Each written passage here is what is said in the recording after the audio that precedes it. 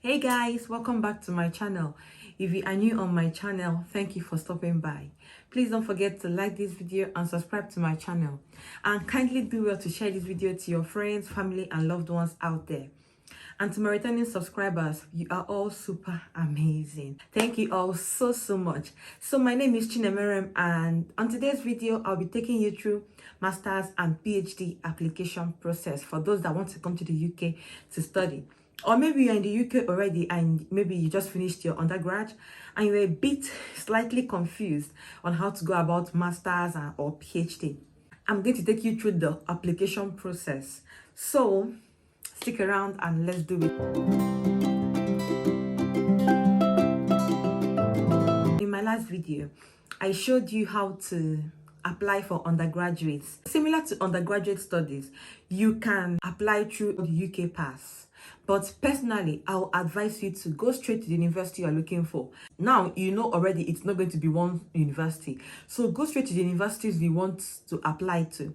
Then go to the courses or the departments you want to. Send the department, the lecturer, head of department, or whoever is in charge. Send the person an email. You can ask to talk to the person. You can just anything. Just feel free to express yourself. But if you feel you still want to go through UK Pass, that's still very okay. That's very much okay. Most universities will allow you to send your application any time of the year. Could be January, it could be December, it could be anytime. But please be advised that some universities have deadline. It is okay to contact the university to ask them for specific details for you. Like I said, it may not be so in-depth, but it will give you an insight on what to do and how to go about applying for your admission. So now just get ready for us to start our application. See you. Hey guys, welcome back. So this is a new tab. We'll be starting master's application now. So like I said, you can apply via UK Pass, which is also a kind of UCAS, or you can just go straight to the university. So I'm going to just go straight to the university. Let's say, for instance, I know the course I want to study and it is public health. You don't have a particular university in mind, but let me just choose University of Bournemouth for now. So we just get on the screen. Then I'm going to go to University of Bournemouth. So Bournemouth University. So you can click on this place to see the courses they offer. So since you know you're going for masters, just go to postgraduate courses. Postgraduate courses.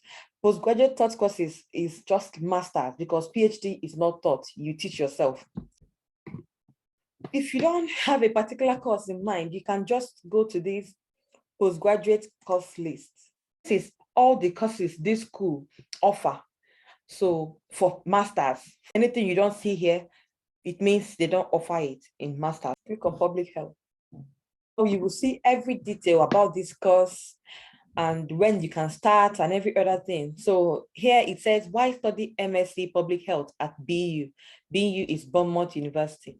And over here, you can see the tuition fee. £8,000 is for home students. Home students are British nationals. And this 14,750 is for international students. My last video, I talked about scholarship, right? So in this one, you can see scholarships. Scholarships rewarding academic achievement available from 2000.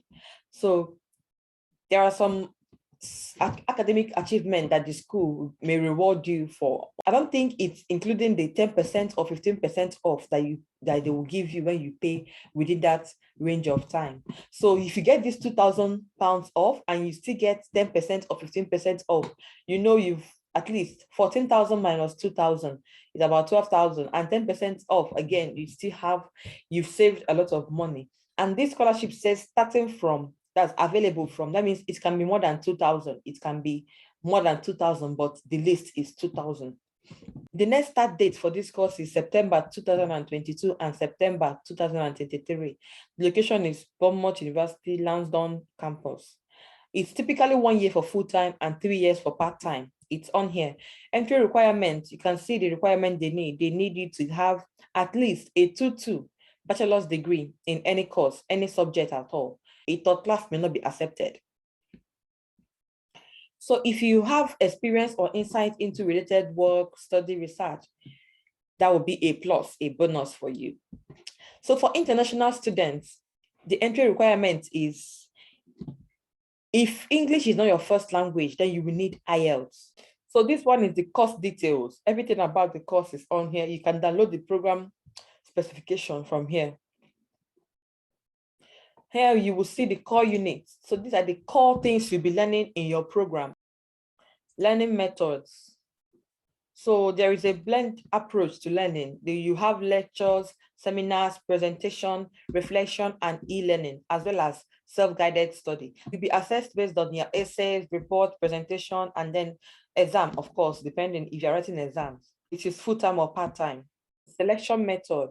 It says we'll be selecting the candidates for this course by looking at their application. That's why your application should be top-notch. Normally, there are no interviews. However, students with non-standard entry criteria may be asked for a telephone or face-to-face interview. Make sure your application really stands out from the crowd and leave us in no doubt as to why you should be joining BU. So you see, your application should stand out, and your application standing out, your personal statement is what will draw your application out from the crowd. So that's why personal statements, I hammer on it. How and when to apply. So you see, there's no deadline to this course. Like I said earlier, some schools don't have any deadline. Once you apply, they accept you and you start with the next session.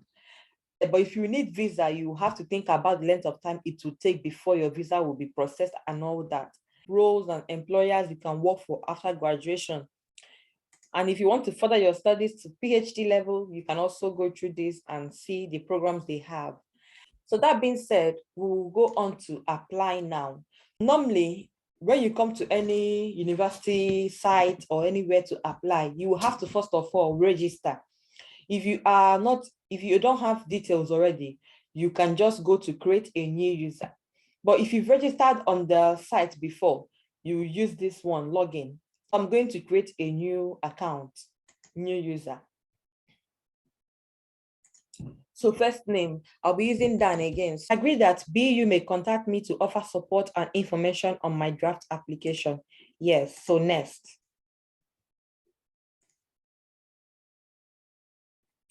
So we've logged in now. You can read this if you are free, you can read all of this.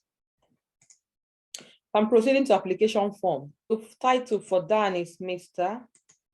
And because you've registered already, the name is already here for you, and date of birth, so you don't have to do it again.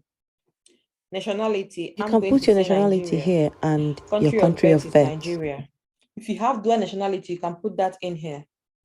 Residency. So where have you been living for the past 3 years? So is English your first language? Yes. Have you previously studied in the UK? No. Select yes if you studied in the UK previously. Example. Name on passport. We'll say Dan. Passport number. Enter your correct passport number in this place.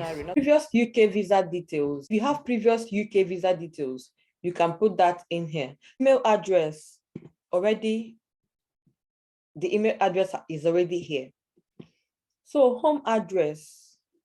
If you are in the UK, you can put your postcode and look it up, and it will automatically bring up addresses that match your postcode.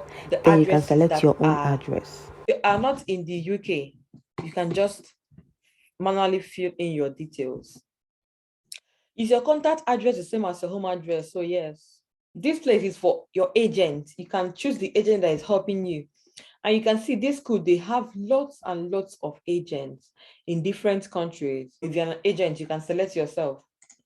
We'll go to the next page. Next thing is education and qualifications.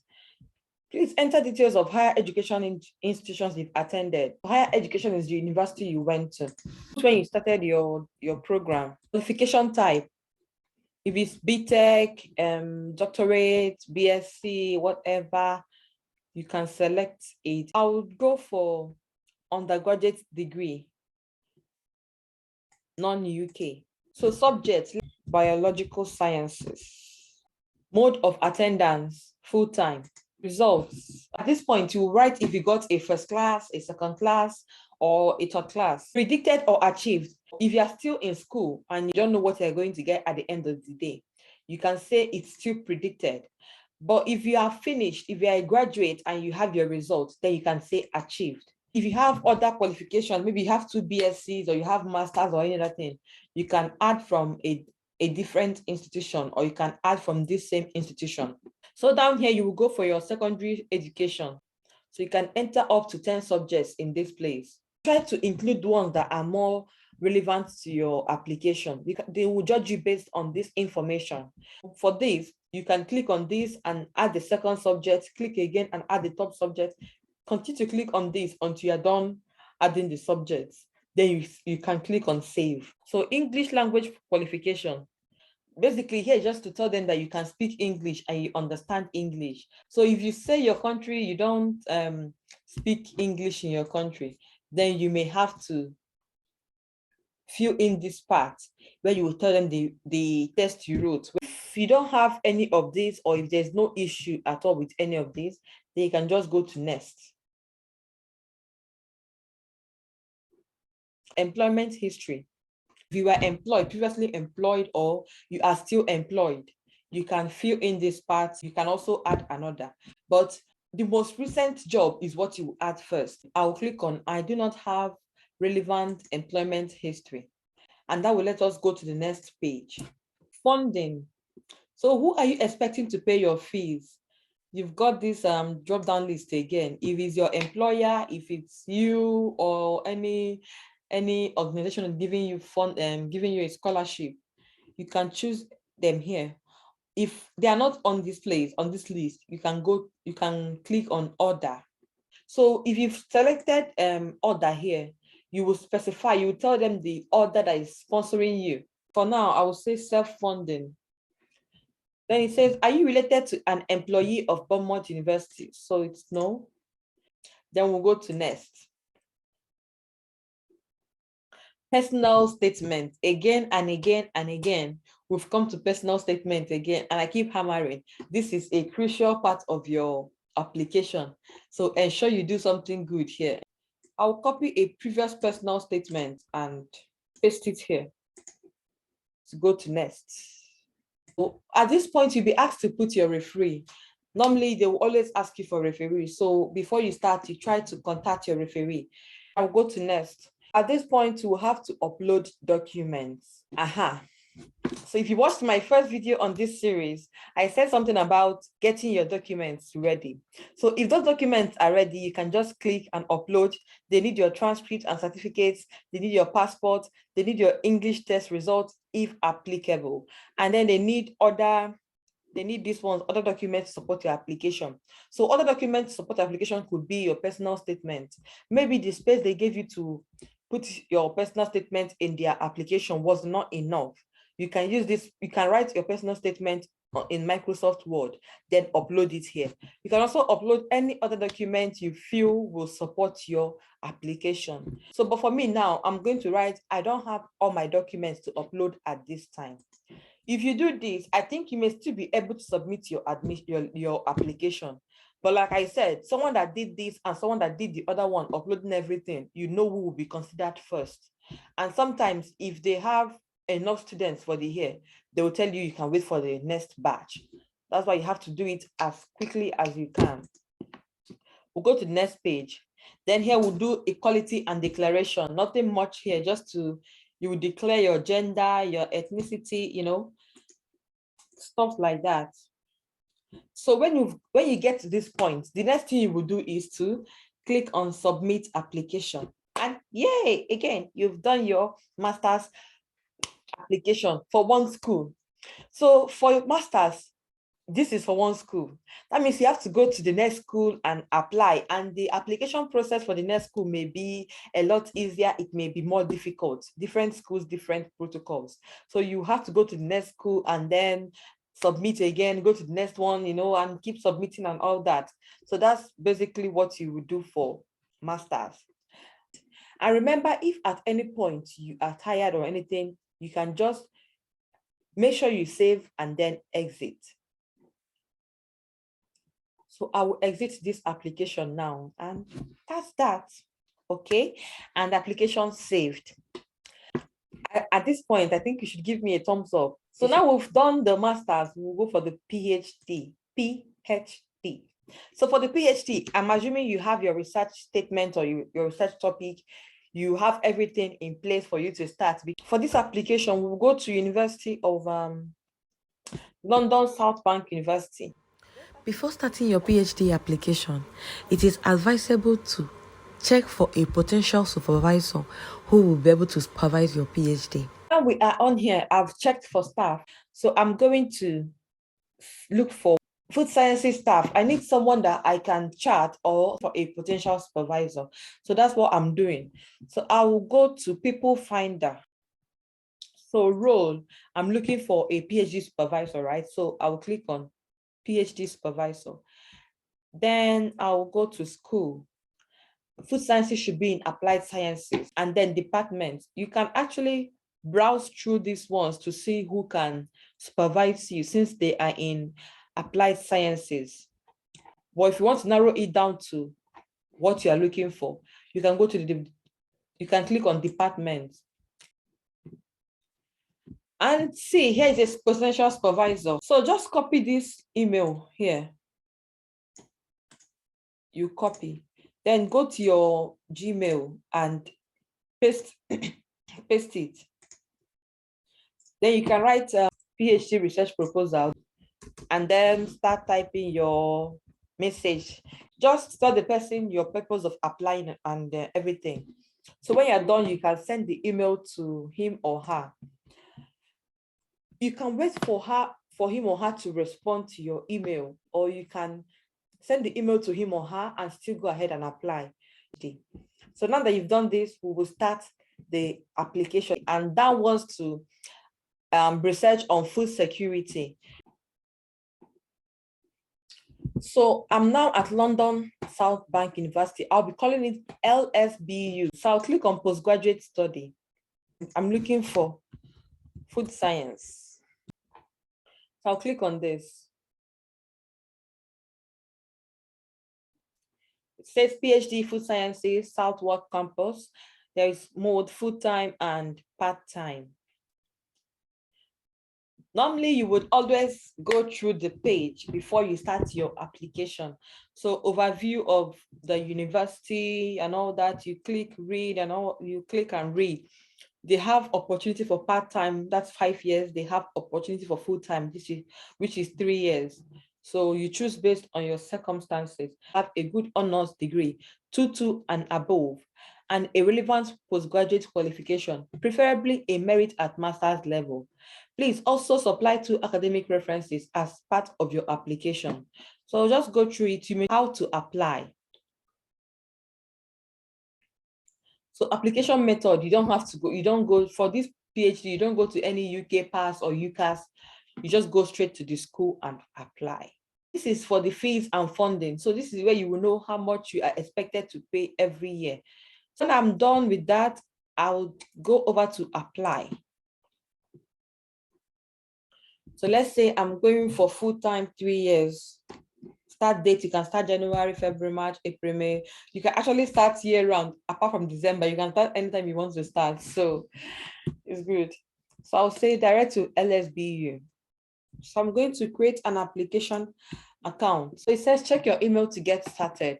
Activate my account with the email they've sent. So click on this link and your account is now activated. So click here to sign in. Then sign in. Click here to add an application and choose a course to apply to. So I'll click here. This is PhD, so I'll go for research. I already know the course I'm going for, so I'll search for it here. Food sciences. So they have different options. So I'll go for full-time. When you'd like to join, we'll go for this one. Then click on continue with your application. I confirm I've read the data protection notice. You actually have to read that. When you're done reading that, you can confirm that you have read it. So title is, and since you're not in the UK, you can leave this. If you're in the UK, you can put this, you can put your postcode. Country of permanent residency. Select from here. So that's that. So it says, please advise us of your current immigration status to be in the UK. You will click on this drop down and select which one best suits you. So disability bit, so you write no known disability. If you have any, you can give them more details here. Then save and next. When the next page, and this one is for qualifications, you will need to complete all fields as stated using the exact information on your certificate. So English language, if you have special English tests like this IELTS, Pearson and all that, you can choose them. Upload a copy of your English language certificate if available. At this point, if you did not write IELTS or any English test, you only have your WAEC to prove or any qualification you use in your country. What you can do is to upload that qualification at this point. So add qualification. So institution name, I'll say University of Nigeria. So this point, you will have to upload your personal statement. References and CV. You will have to get your CV ready before applying. So your CV should be ready, your references, and then personal statement. So you will now go to research proposal and upload. The research proposal is what you intend to do. Have you already made contact with potential supervisor? Yes, if you have, like I told you, I showed you how you can you can meet a supervisor and send the person an email. So if you have, you can say yes and write the person's name here. If you haven't, then leave it blank. It's not a must, so leave it blank. But it's actually very advisable. It is very advisable to meet with someone. So now we've come to the visa bit. Please upload a scanned copy of your visa if you have one. So let's assume Dan is still in his country and he doesn't have a visa yet. So we will not upload anything here. If you have any dependents, you can say yes. Your wife and your kids, or your husband and your kid, they are your dependents. Then save and next. Every other thing is intact, and we would go to save and next. You will say, I've read through the above and agree. You will have to tick the box to say you've agreed. Then you also cast terms and conditions. You also have to tick this. Then when you are done with everything, you can just click on submit and submit your application. If you follow these steps, at this point, you can submit your application and keep your fingers crossed. Remember not to apply to only one university. You can go to as many universities as you can. This is everything about the application. Hi guys, welcome back. So we have finished the application. I hope it was easy. I hope it wasn't too cumbersome. If I was a bit too fast, you can always pause at intervals and see what I'm doing and continue your application.